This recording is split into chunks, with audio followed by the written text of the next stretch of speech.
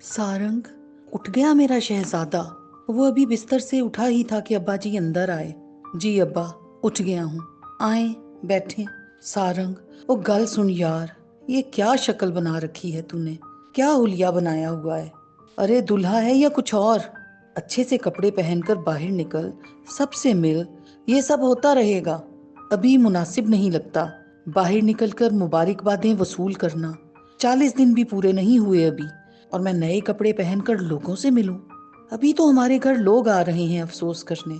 वो बुझा था, लहजा बुझा था, और चेहरा भी। कह तो तू ठीक रहा है, मगर इस घर की पहली खुशी थी, धी की भी और बेटे की भी। देखना, मौला बख्श भी खुश होगा। अल्लाह करे ऐसा ही हो। वो खुश हों, आप भी खुश रहें, यही बहुत है मेरे लिए। लहजा जुबान का साथ कम ही दिया करता है। वो सारंग, बात सुन सजन। वो उसके हाथ थामते हुए आंखों में झांकने लगे। खुश है तू? उसका जी चाहा कि इस बात पर हंस दे। कितनी देर से ये सवाल किया था उन्होंने, तू खुश है? वो कहना चाहता था ये फैसला सिर्फ आपकी खुशी के लिए किया था, मगर कैसे जाते हुए उन पर बोझ लाद कर जाता।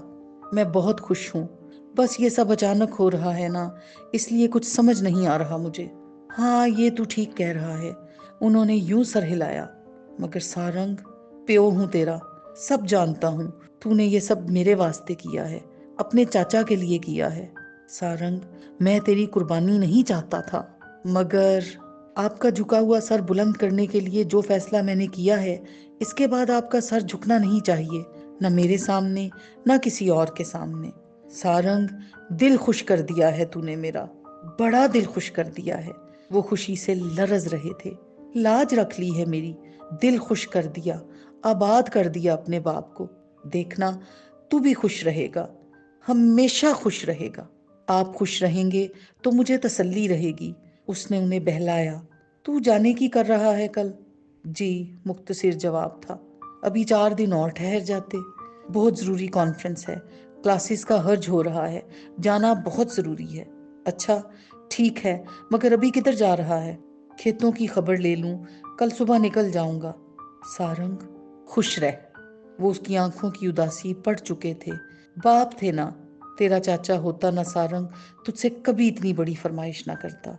मैं क्या करूं, मैं कमजोर था, सब कुछ हाथ से जा रहा था। आप फिक्र ना करें अब्बा साईं, मैं कुछ मसाइल के लिए फिक्रमंद हूँ, कर्ज की किस्तें भेजता रहूंगा।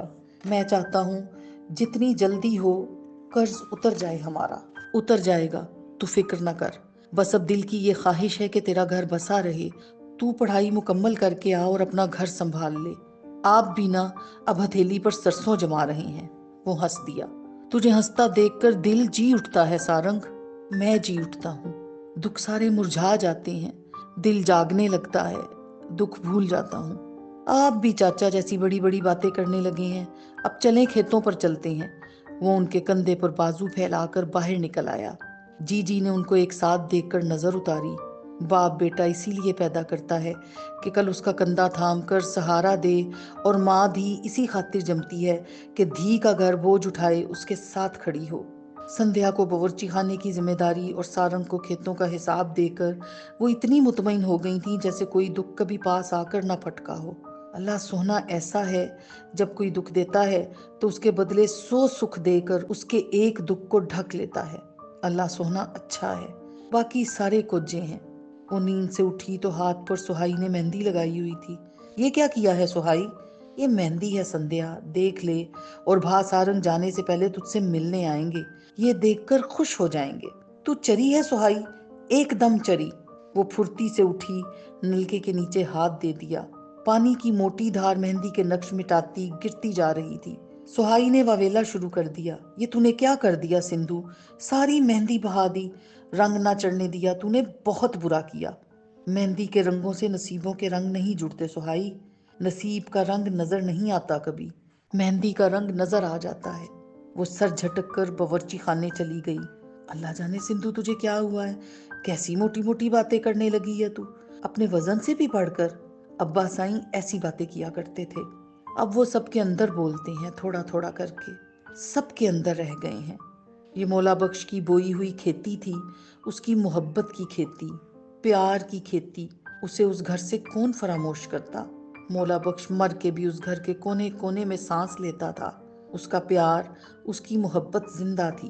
वो सब लोगों से उनकी पसंद पूछ रहा था। इससे पहले खेतों से हो आया। तेरे चाचा ने कहा था सारंग कि जमीन हमारी माँ है, ये सुख दे न दे दुआ जरूर देती है, प्यार देती है, इससे प्यार ले जाना। वो कैसा जमीन के साथ जुड़ा था। धरती के अंदर उसकी जड़ें किस कदर मजबूत थीं। वो जितना उड़ता भागता, उसके कदम यहीं जमे थे। गोट के लोगों का रवैया बदल गया था। सब उससे खुश थे।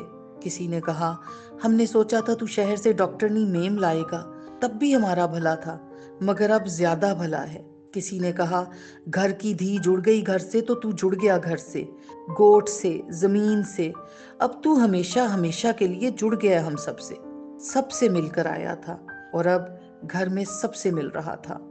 जीजी ने सारंग से कहा, संध्या से मिल जाकर उससे पूछ कर जा कि क्या चाहिए उसे। सुहाई ने तो लंबी फरमाइशी लिस्ट उसके हवाले कर दी थी। चाची ने दुआएं दी, अब्बा और जीजी ने भी। फुफ्फो से वो खुद मिलाया था और अब संध्या से मिलना था।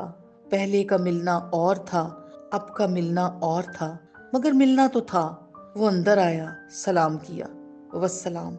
इसी तरह मुख्तसर जवाब आया। कुछ लम्हे खड़ा रहा, फिर लिफाफा जेब से निकाल कर सिंघार मेज पर रखा।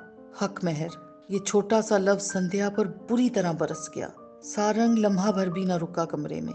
वो खाली दरवाजे को तकती रह गई। उसे लगा कोई चीज छन से गिरकर टूट गई। शायद कोई शीशा। फर्श पर तो नजर ना आया। नहीं, ये उसकी उम्मीद थी, सारंग के साथ जुड़ी हुई उसकी आखिरी उम्मीद। बाहर कुछ ना था, शोर अंदर था।